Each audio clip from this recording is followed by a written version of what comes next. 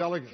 We're back now with Republican Congressman Adam Kinzinger of Illinois. He's a Rubio supporter. Tough situation for him. He acknowledged to me last week after the debate that it was a mistake for him to get in the gutter, as he probably thought, to get those personal attacks against Donald Trump. He said it embarrassed his kids, his family. That was a mistake, right? Well, yeah, I mean, if he thinks it was a mistake, it is, and maybe you see that in some of the numbers. But, you know, I think somebody had to kind of expose Trump's ludicrous arguments that he makes. You know, he called him Little Marco because of his height. He says he has big ears. I mean, this is the kind of literally fourth-grade discussion that this has sunk to.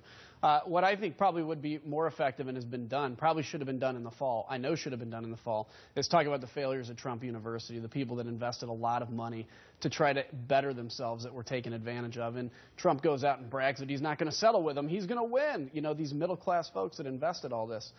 People need to see what Donald Trump is. And by the way, if you think what's happening to him in the Republican primary is rough, wait till the Democrats get a hold of him and expose what he's done. But all those things have been so widely reported. He still is #1 among the four remaining Republican candidates. Well, he's in a good position, but keep in mind the Republican base obviously represents only a small part of the overall country. You have independents and you have Democrats. These are people that Republicans, especially independents, have got to win.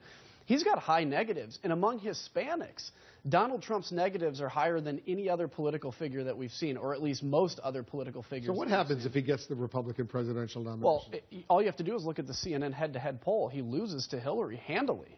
He's the only candidate that we have running that loses handily to Hillary. And what happens to members of the Senate up for re-election, members of the House like you who are up for re-election? What happens down ticket, as they say? I think we could lose House. I think we could easily lose control of the Senate because people are going to be motivated to turn out, not to vote for Donald Trump. They're going to be motivated to turn out to vote for Hillary Clinton. And if they vote for Donald Trump, maybe they'll say, fine, I'll vote for Trump, but then I'm going to vote for my Democratic congressman or Democratic senator.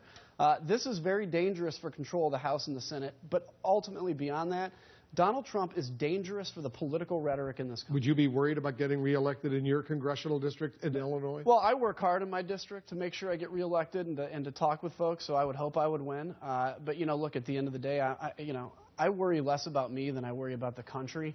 And with Donald Trump bringing the politics discussion into the base level that he has, into the personal insults, his impacts have words around the globe. All you have to do is talk to our allies, and they're saying, what's going on?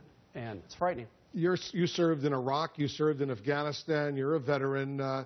When you heard today that Putin says they're going to start withdrawing Russian troops from Syria right now, you believe him? You think this is going to happen? Because for 5 years, that civil war has been horrendous. Well, I have two lines of thoughts. First off, they said they'd keep the air base open and the naval base open, so there's obviously still going to be a Russian presence.